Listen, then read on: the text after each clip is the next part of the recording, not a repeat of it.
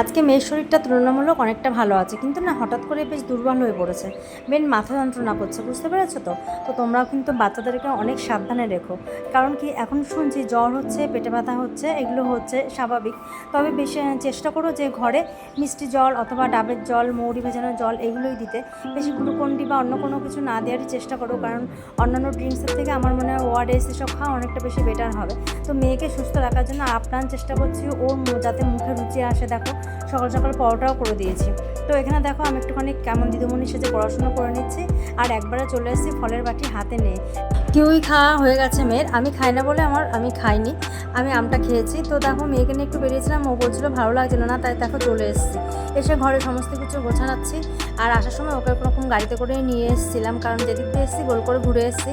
আর আসার সময় আমার আয়রন পাউডার আর একটা জিনিস কেনা ছিল, তাই নিয়ে এসেছি, আর মেয়ের বায়োলজি বইটা। তো এখনকার মতন রাখছি, tata, bye bye, good night.